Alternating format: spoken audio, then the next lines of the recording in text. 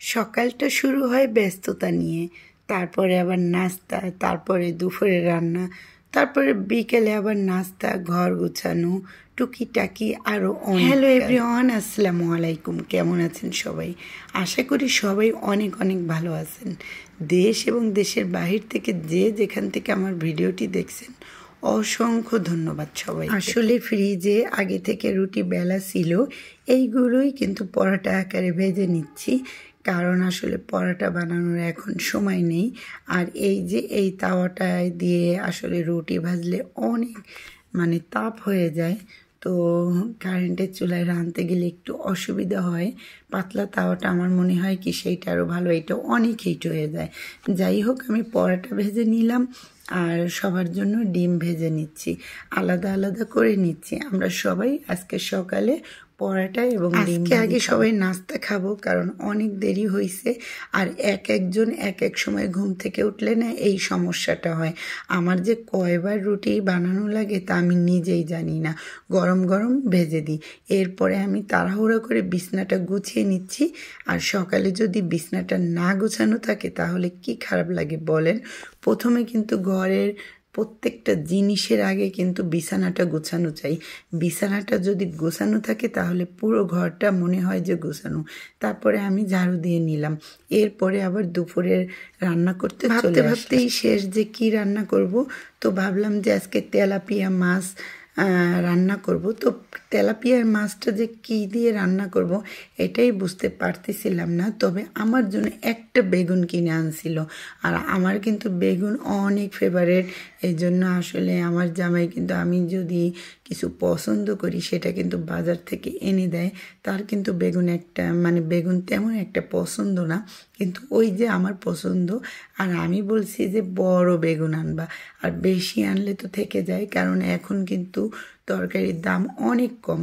তবে এখন 100 টাকা 150 টাকার তরকারি কিনলে আপনি মনে হয় যে 5-7 দিন অনায়াসে খেতে পারবেন।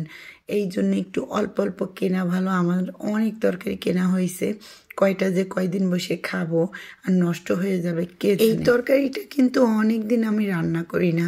আমার ব্লগ যারা নিয়মিত দেখবেন যে অনেক দিন কিন্তু বেগুনের তরকারিটা রান্না করি না। বেগুনটা কিন্তু বেশিরভাগই ভাজি করি। আজকে ভাবতেছি রান্না করব, আর একটা ভাজি করব পেঁয়াজের কালি। ওই যে বললাম এমন আনছে যে আমার 3 দিন খাইয়ে শেষ করা লাগবে, কিন্তু কিনে কিনে যদি না খাই আসলে এটাও তো উচিত হবে না। এই জন্য অল্প অল্প করে আমি ভাজি করে নিচ্ছি। আর এদিকে এইবার আমি পেঁয়াজ ভালো করে ভেজে নিলাম। এইবার যা মশলা সব কিছু কিন্তু দিয়ে নিলাম, আর মশলাটা আজকে ভালো করে কষাবো। এমনিতেই আমি মশলা অনেক সুন্দর করে কষাই, কারণ মশলা না কষালে কিন্তু তরকারি যতই রান্না করেন ভালো লাগে না। আর যেহেতু বেগুন ভাজা পরে কিন্তু আমি বেশি একটা জাল দিব না, এই জন্য মশলাটা আরও সুন্দরভাবে কষিয়ে নিলাম 2 বার পানি দিয়ে। এইবার ফাইনাল পানিটা দিয়ে নিলাম, আর এরপরে আমি বেগুন দিয়ে নিব আর মাছগুলো দিয়ে নিব।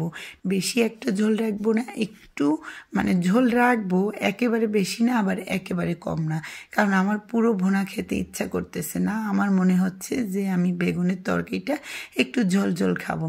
আর এদিকে আমি ধনিয়া পাতাগুলো দিয়ে নিলাম, কারণ শীতের তরকারিতে যদি ধনিয়া পাতা দেয়া হয় তাহলে কিন্তু অনেক আসলে আমি যত আপুদের ভিডিও দেখি এত সুন্দর করে রান্না করে, আমি তো আর তেমনভাবে পারি না, মোটামুটিভাবে পারি, সেটাই আপনাদের সাথে শেয়ার করি। রান্না শেখানোর জন্য আসলে শেয়ার করি না, আমি যেমন রান্না করি সেটাই আপনাদের দেখাই। কেমন হয় আমাদের কাছে তো মোটামুটি হয়, এবং সবাই খেয়ে মোটামুটি ভালোই বলে, এই আর কি। আর যার যার রান্না যার যার ঘরে সেই কিন্তু মহারানী, তাই না? কথা বলতে বলতে কিন্তু সময় শেষ হয়ে যায়, আর কখন যে সময় শেষ হয়ে যায় টেরই পাই না। তো দুপুর হয়ে গেছে, সবাই এখন খাওয়া দাওয়া করবো। আজকের ভিডিওটি এই পর্যন্তই। সবাই ভালো থাকবেন, আর কে কোন জেলা থেকে আমার ভিডিওটি দেখছেন তাহলে জানাবেন। আল্লাহ হাফেজ, আসসালামু আলাইকুম।